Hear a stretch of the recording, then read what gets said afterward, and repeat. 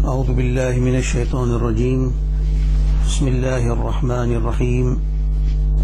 الحمد لله رب العالمين، والصلاة والسلام على تاج الأنبياء وأشرف المرسلين سيدنا وحبيبنا ومولانا محمد صادق الوعد الأمين، سيد الدنيا والدين، إمام المحبوبين، وآله وأصحابه وأولياء أمته وعلماء ملته وشهداء محبته أجمعين. أما بعد، فقال الله سبحانه وتعالى في قرآنه العظيم وكتابه القديم: إن الله وملائكته يصلون على النبي يا أيها الذين آمنوا صلوا عليه وسلموا تسليما. اللهم صل على سيدنا وحبيبنا وشفيعنا ومولانا محمد وآله وأصحابه وبارك وسلم. جماعة المسلمين، السلام عليكم ورحمة الله وبركاته. By the divine grace of Allah subhanahu wa ta'ala, we are tonight discussing the last and final fourth session of the concept of Hadir and Nazir. I had explained to you about the concept of Hadir and Nazir in light of the Holy Quran, whereby I have quoted the ayats relevant to the subject, and also I have then quoted to you the ahadith of the beloved Nabi sallallahu alayhi wasallam that proves Hadir and Nazir.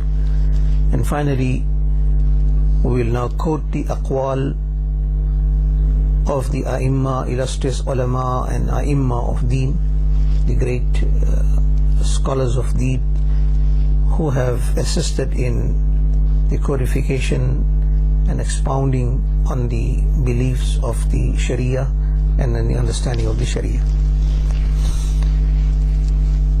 One of the books that I would quote tonight is known as Durr Mukhtar, which is a very authentic manual of Fiqh Hanafiya, and in that, on the third volume, in the chapter of the Karamat of the Awliya Allah, the Imam says, Ya Hadiru, Ya Naziru, Laysa bi Kufri. Unfortunately,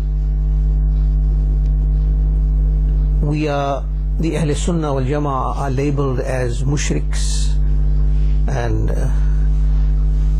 kafirs and disbelievers as far as the pristine teachings and aqaid of the Ahl Sunnah wal Jama'ah is concerned. Like we take for example the world famous salutation on the beloved Nabi sallallahu alaihi wasallam, where after a majlis or at any gathering or at the mawlud of the beloved Habib sallallahu alaihi wasallam, the salawat is read, which is Ya Nabi salam alayka, Ya Rasul salam alayka. This has been recited with absolute adab, respect and honor for the Nabi sallallahu alaihi wasallam by giants in Islam. And unfortunately, the splinter group called themselves the Salafi, or the older name the Wahhabi, or the wine of the same bottle, maybe in a different glass, known as the Deobandi, and the creepers of this corrupt sect who is found around the world that call them the Tablighi Jamaat, all are from the same bottle of wine in different color glasses or different shapes of glasses, but the fact of the matter is boils down to the same thing, that they brand the Muslim as a disbeliever to an extent of shirk. And it is very important to note that shirk is that serious crime that Allah subhanahu wa ta'ala does not forgive. And to use the term Ya Nabi Salamu Alayka, Ya Rasul Salamu Alayka. Now this book that I have quoted to you, Durr Mukhtar, is also taught in the Deoband school, and the so-called muftis of that school consult this book when they are writing fatwas and refer to this and take references from this book. In it states in the 3rd volume, and the chapter which deals with the karamat,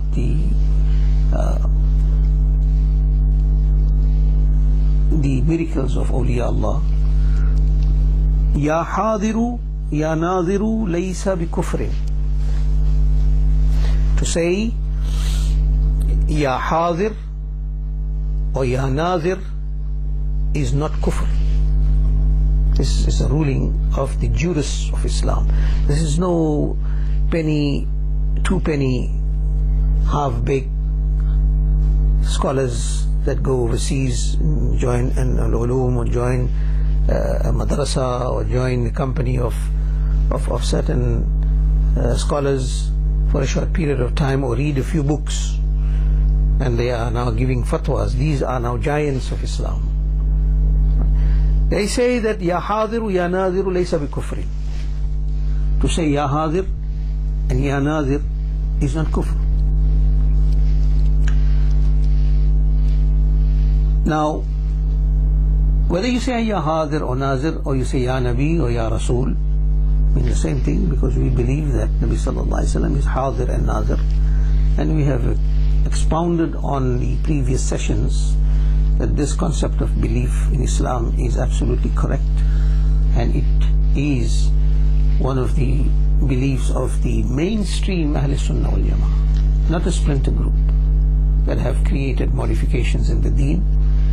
This is now true Islam, and the pristine Islam, which is the Ahl Sunnah wal Jama'ah, ma alayna wa ashabi, the path on which the Nabi Sallallahu Alaihi Wasallam is on, and the path that was followed by the Sahaba.